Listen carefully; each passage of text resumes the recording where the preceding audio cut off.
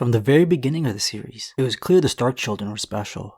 There's no way 6 newborn direwolves showing up outside your home can be a coincidence, especially when your sigil just happens to also be a direwolf. Oh, and the fact that they haven't been seen south of the wall for 200 years. There was a pup for each of the children, even sharing the same gender and eventually personalities too.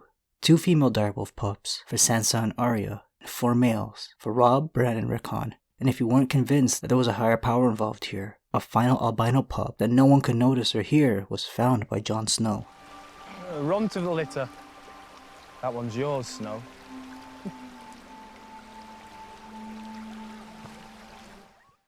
Direwolves themselves don't seem to be written as magical beasts like dragons. They're just bigger versions of wolves, and possibly more intelligent too. The magic used to enter their minds of these animals and control them is something you're just born with, not an ability you learn to do.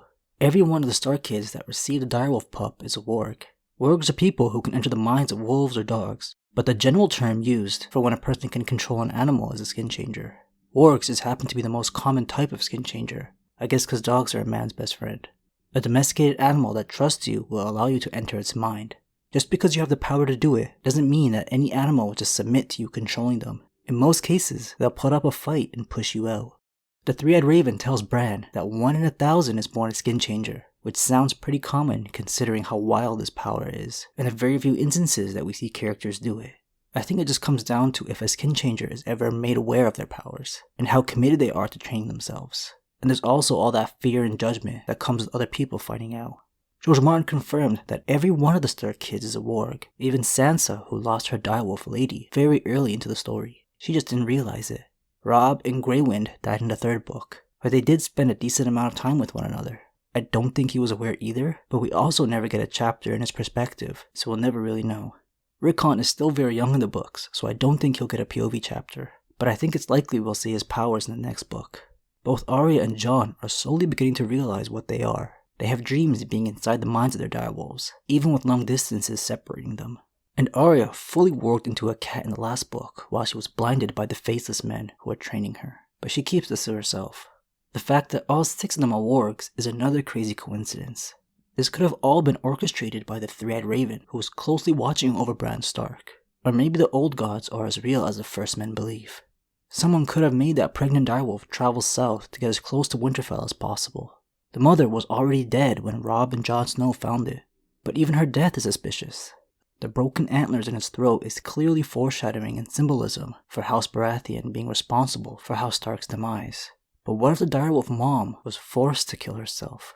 Seeing all these direwolf pups would make Ned Stark pity them and bring them into his family, instead of seeing a giant living wolf near their home. The Stark guards could have possibly killed her along with her pups if she was alive and ferocious looking, since they did go extinct in the north due to them being hunted for being such a dangerous predator.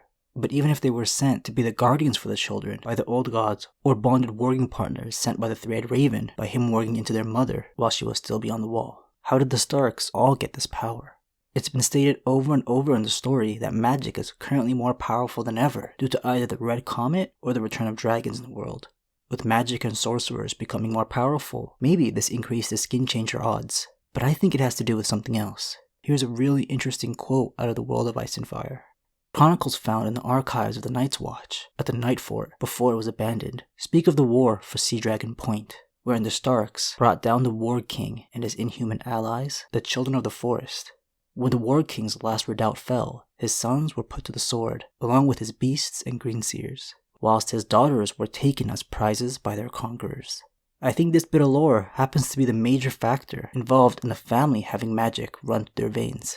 Why else would that line about the Starks taking his daughters be included?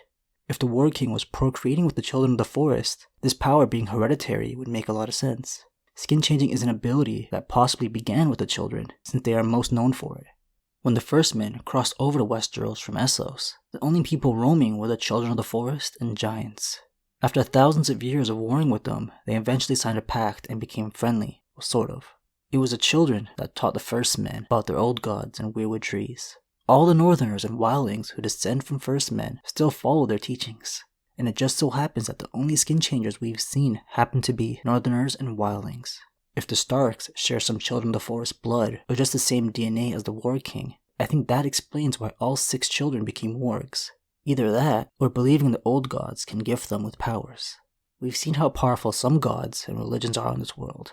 Just look at what some of the Red Priests can do. Thoros of Myr can revive Beric, and Melisandre is given visions and fires. Let me know what you guys think on the topic. Hope you enjoyed this one. I'll see you guys soon. Thanks for watching.